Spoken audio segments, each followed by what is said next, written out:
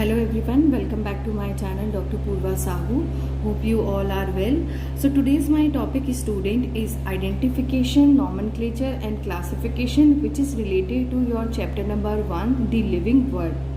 Last जो student मेरे 3 videos रहे उसमें मैंने आपको डिफाइनिंग प्रॉपर्टीज़ के बारे में बताया था, the defining properties of the living organism, जिसमें हम लोगों ने कुछ करैक्टरिस्टिक्स ऑफ लिविंग ऑर्गेनिज्म की स्टडी की थी, growth, reproduction, metabolism, consciousness and the cellular organisation. उसमें से स्टूडेंट्स हम लोगों को metabolism, consciousness and the cellular organisation एक डिफाइनिंग प्रॉपर्टीज़ के तौर पे मिलता है ऑफ द लिविंग फॉर्म्स।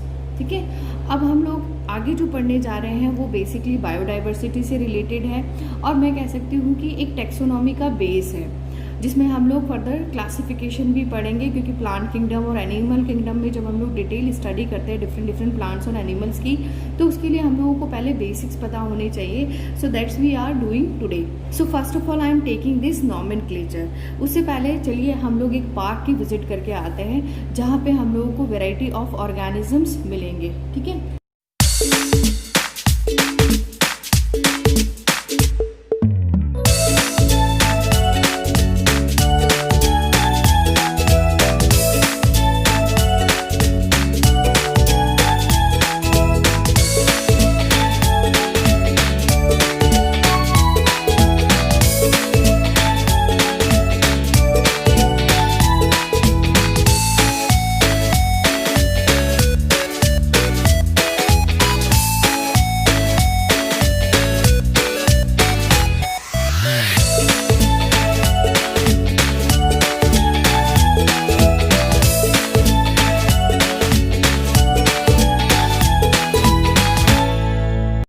छोटा सा मैंने एक सेक्शन बनाया है एक पार्क एरिया का, जो छोटा सा एक पार्ट मैं बता सकती हूँ आपको।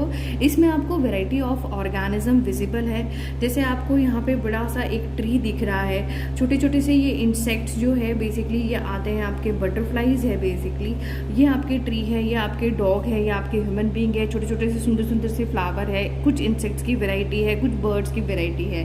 सो when we look around we will see the number of और we can see the variety of the plant and animals around us, or we can see the number of living organism around us।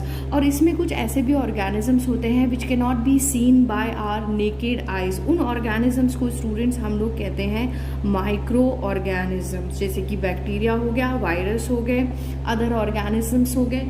तो अब ये क्या हुआ, that variety जो कि चारों तरफ हम लोगों को मिल रही है, और जैसे अगर हम लोग एरिया बढ़ा देते हैं, जैसे सिर्फ ये छोटा सा एक पार्क का एक छोटा सा एरिया है, अगर आप इसको थोड़ा सा बड़ा कर दोगे तो then you will see the more variety of the living organism. और कहीं ना कहीं ये जो रेंज होगी, the range and variety of living organism somewhere will increase. जितना बड़ा एरिया उतनी ही ज़्यादा हम लोगों को वेराइटी मिलती है लिविंग ऑर्गेनिजम्स की।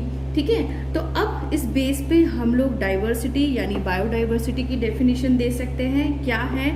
So the definition of the biodiversity is the number of species that are known and described range जो है उनकी, that is between 1.7 to 1.8 million, that is referred to the biodiversity।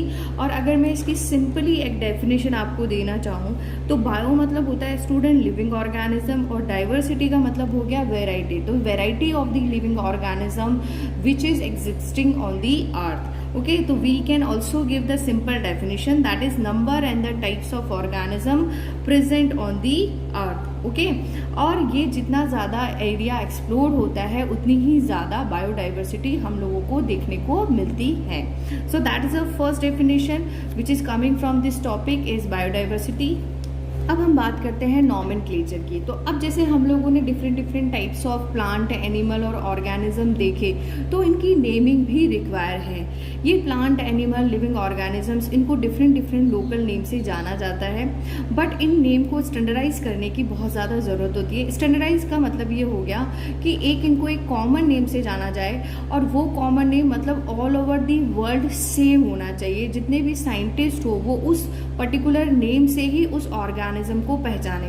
जैसे एक simply हम लोग example देख के देखते हैं कि एक स्टूडेंट है जिसका एक पर्टिकुलर नेम है उसके स्कूल में, बट अगर हम लोग उसके पैटर्नल ग्रैंड पेरेंट्स की बात करते हैं तो वो किसी और नाम से उसको पुकारते हैं। अगर हम लोग मैटर्नल ग्रैंड पेरेंट्स की बात करें तो वो किसी और नाम से उसको पुकारते हैं। अगर हम लोग उसके सिबलिंग्स की यानी उसके ब्रदर सिस्टर की बात करें तो वो किसी और नाम से बड़े भैया, छोटे भैया, इस तरह से उसको पुकारते हैं। या मैं उसके फ्रेंड्स वगैरह की बात करूँ तो वो किसी और नाम से पुकारते हैं। तो अलग अलग नाम है उसके, बट अगर मैं उसकी स्टूडेंट की, उसकी जो स्कूल की रिपोर्ट कार्ड होगी उसके अंदर जो उसका नाम होगा वो ही फर्दर एक स्टैंडर्डाइज नेम होगा जो कि जाना जाएगा। उसके फर्दर जितने भी डॉक्यूमेंट्स होंगे उन सब में वही नाम चलेगा, चाहे उसका वो लाइसेंस हो, चाहे उसका वोटर आईडी हो, चाहे उसका पासपोर्ट हो, कुछ भी हो।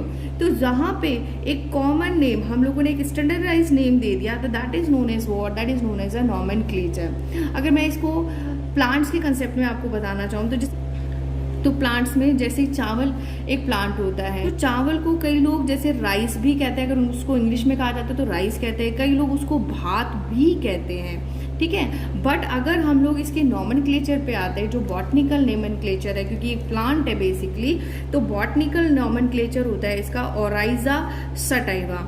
तो ये ओराइजा सटाइवा जो नेम है that is basically a scientific name of the rice plant. तो ऑल ओवर वर्ल्ड में जितने भी साइंटिस्ट होंगे वो सिर्फ इस राइस प्लांट को ओराइजा सटाइवा के नाम से ही जानेंगे और किसी नाम से नहीं जानेंगे। एक तो ये नेम हो गया, एक तो ये बात हो गई। दूसरी बात ये होती है कि जो पर्टिकुलर नाम किसी भी ऑर्गेनिज्म को दे दिया गया है वो किसी और ऑर्गेनिज्म को नहीं दिया जाता। जैसे अगर ओराइजा सटाइवा की हम लोग बात करें तो ये सिर्फ राइस प्लांट के लिए ही है। अगर हम लोग होमो सेपियंस की बात करें तो वो सिर्फ ह्यूमन बीइंग की स्पीशीज के लिए ही है, किसी और ऑर्गेनिज्म को वो नाम गिवन नहीं होता है। ओके, तो that is one point. So we can write here, इसका मतलब हो गया कि अब सिर्फ एक ही सिंगल नेम से ऑल ओवर दी वर्ल्ड इस राइस प्लांट को पहचाना जाएगा, या अदर किसी ऑर्गेनिज्म को जिसका एक पर्टिकुलर साइंटिफिक नेम है उसी से ही उसको जाना जाएगा। So now we can write down the definition of nomenclature, which is, so this is the proper definition of the nomenclature: standardize the naming of living organism such that a particular organism is known by the same name all over the world। तो एक ही नाम से उसको all over the world पहचाना जाएगा, उसी process को हम लोग कहते हैं नॉमेनक्लेचर, ठीक है। अब ये नॉमेनक्लेचर बेस्ड होता है किस पे? ये नॉमेनक्लेचर बेसिकली बेस्ड होता है आइडेंटिफिकेशन पे, यानी नॉमेनक्लेचर करने से पहले ज़रूरी है पहले उस ऑर्गेनिज्म को आइडेंटिफाई किया जाए कि ये कोई पर्टिकुलर प्लांट है या कोई पर्टिकुलर एनिमल है या पर्टिकुलर इसके अंदर किस तरह से कोई फीचर्स हैं। जैसे मैं आपको एक चीज़ बताती हूँ, एक एग्जांपल देती हूँ छोटा सा। जैसे हिंदू धर्म में क्या होता है, नामकरण से पहले भी एक प्रोसेस होता है। नामकरण से पहले उस बच्चे के लिए देखा जाता है कि उसकी जन्म कुंडली देखी जाती है, उसकी राशि देखी जाती है, उसका टाइम देखा जाता है, उसका डे देखा जाता है, और उसके बाद में फिर उसको पर्टिकुलर नाम दिया जाता है उसकी राशि के अकॉर्डिंग। तो उसी तरीके से जो नॉमेनक्लेचर होगा वहाँ हम लोग वो इस तरह से राशि वगैरह कुछ नहीं करेंगे, पर हम यहाँ पे क्या करेंगे, नॉमेनक्लेचर से पहले एक प्रोसेस करेंगे जिसको हम लोग आइडेंटिफिकेशन कहते हैं। और इसको एनसीईआरटी में सिर्फ 2 वर्ड्स में डिफाइन किया गया है। What is that? Described completely. When an organism is described completely, that process is known as a identification। तो उसको completely describe किया कि पर्टिकुलर किस ग्रुप से बिलोंग करता है, क्या ये प्लांट से बिलोंग करता है, जो सपोज करो एंजियोस्पर्म से बिलोंग करता है, तो एंजियोस्पर्म से बिलोंग करता है तो उसके क्या क्या फीचर्स है, क्या उसके अंदर फ्रूट फॉर्मेशन हो रहा है, क्या उसमें सीड फॉर्मेशन हो रहा है, फ्लावर है तो किस टाइप का फ्लावर है, और भी बहुत सारे फीचर्स होते हैं। तो उसके बेस पर उसको डिस्क्राइब किया जाएगा and then the name would be given, ठीक है। Now these scientific name are basically based on the established procedures by the scientist. अब इसमें प्लांट्स के लिए हम लोग एक अलग प्रोसीजर या मैं कहूँ प्रिंसिपल्स और क्राइटेरिया फॉलो करते हैं, और एनिमल्स के लिए हम लोग अलग क्राइटेरिया फॉलो करते हैं फॉर देयर नेमिंग। तो प्लांट्स के लिए है आपके पास में बेसिकली ICBN, और एनिमल्स के लिए है ICZN। So plants name or animals name, they are basically based on the agreed principle and the criteria. Basically they are based on the principles and the criteria which are provided in this ICBN for the plants and in this ICZN for the animal. ठीक है। तो ICBN की full form हो गई international code for the botanical nomenclature, जिसके के through हम लोग प्लांट्स का नॉमेनक्लेचर करते हैं, और ICZN की फुल फॉर्म हो गई international code of geological nomenclature, जिसके के थ्रू हम लोग एनिमल्स का नॉमेनक्लेचर करते हैं। नेक्स्ट हम लोग बात करते हैं क्लासिफिकेशन की। तो क्लासिफिकेशन की अब क्या डेफिनेशन हो गई? It is a process by which anything is grouped. Grouped मतलब उनको साथ साथ रख देते हैं इनटू अ कन्वीनियंट कैटेगरी। जो भी एक ग्रुप बना उसको हम लोग एक कन्वीनियंट कैटेगरी कहेंगे, and that is based on the easily some observable characteristics. किस बेस पे हम लोगों ने वो ग्रुप बनाया है? बेसिकली कुछ कैरेक्टरिस्टिक्स के बेस पे ही बनाया होगा। जैसे एक सिंपल ही एग्जाम्पल के थ्रू हम लोग पढ़ते हैं, जैसे आप लोग यूज़ करते हैं व्हाट्सएप यूज़ करते हैं, तो कई जो व्हाट्सएप यूज़ करते हैं स्टूडेंट, उनमें ग्रुप होते हैं काफ़ी सारे। जैसे एक ग्रुप होगा स्कूल फ्रेंड का, जिसमें सारे स्कूल के फ्रेंड हो गए, चाहे आपकी क्लास के भी हो या आपकी क्लास के नहीं भी हो, चाहे आपके सब्जेक्ट से रिलेटेड हो या आपके सब्जेक्ट से रिलेटेड ना हो। एक ग्रुप हो जाता है क्लास फ्रेंड का, जिसमें सिर्फ आपके क्लास के बच्चे इन्वॉल्व होंगे। एक ग्रुप हो जाता है आपके क्लोज फ्रेंड का, जिसमें सिर्फ आपके जो 4-5 फ्रेंड्स होंगे उनका ग्रुप होगा। एक ग्रुप हो जाता है आप जहाँ कोचिंग जाते हो, जहाँ ट्यूशन जाते हो, उसका। एक ग्रुप हो जाता है आपके अगर घर के मेंबर्स होंगे, जो फैमिली मेंबर्स होते हैं, उनका। तो इस तरह से बहुत सारे ग्रुप होते हैं व्हाट्सएप के अंदर आजकल। तो ये जो ग्रुप्स हैं वो बेसिकली किस बेस पे बनाए गए? पर्टिकुलर एक करैक्टर के बेस पे बनाए गए, कॉमन करैक्टर के बेस पे बनाए गए। जैसे स्कूल फ्रेंड का जो ग्रुप बनाया गया, उसमें सारे स्कूल के फ्रेंड्स हो गए, तो एक स्कूल उसमें एक कॉमन फीचर हो गया। इसी तरह क्लास एक कॉमन फीचर हो गई। इस तरह क्लोज फ्रेंड, जो बेस्ट फ्रेंड हो गए, एक कॉमन फीचर हो गए। एक ही कोचिंग में जाने वाले जो स्टूडेंट्स हो गए, उनका एक ग्रुप बन गया। फैमिली मेंबर यानी एक ही फैमिली से रिलेटेड जो भी मेंबर्स थे, उनका एक ग्रुप हो गया। तो इसी तरह से हम लोग ग्रुपिंग करते हैं of the different organism in a particular category based on their some observable characteristic. Okay, now the scientific term for this category, the scientific term for these categories known as taxa। ये taxa जो है हम लोग plural में लेते हैं, और taxon हम लोग इसको सिंगुलर में कहते हैं। Taxa indicates the categories at different level. जैसे हम लोग एक कंसीडर करते हैं कि एग्जाम्पल, एक डॉग है, वो डॉग मैमल्स में इंक्लूड होता है, और मैमल्स बेसिकली क्या है? एनिमल्स हैं। तो ये तीनों यानी डॉग, मैमल्स और animals, they will represent taxa at different level. अलग अलग पे अलग अलग कैटेगरी हो गई। डॉग की अलग कैटेगरी हो गई, मैमल्स एक बहुत बड़ा ग्रुप है, उसकी एक अलग कैटेगरी हो जाएगी। एनिमल्स एक बहुत बड़ा ग्रुप है, या इसमें कुछ ऐसे एनिमल्स होंगे जिनमें कुछ पर्टिकुलर फीचर्स होंगे जिसको कि हम लोग मैमल्स में इंक्लूड करेंगे।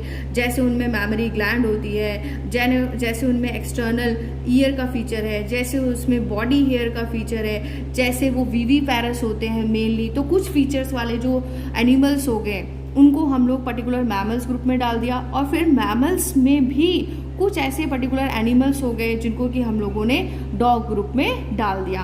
तो ये डिफरेंट टैक्सा हो गए at a different level. Okay, now the definition of taxonomy. So what is taxonomy? It is a branch of biology which deals with the study of identification, nomenclature and the classification of organism। Identify कर लिया यानी complete description दे दिया, nomenclature यानी naming हो गई, और classification यानी grouping हो गई into the different category based on the some observable characteristic। तो ये एक normal definition है, एक simple definition है taxonomy की। अगर हम लोग बात करते हैं NCERT की, तो NCERT की definition कुछ इस तरह से है student, the all organisms can be classified into different taxa based on the characteristics, and that process of the classification is known as a taxonomy. ठीक है, so this is all about my today's video. Hope you like this video. I am giving this one question to all of you who is watching my video completely.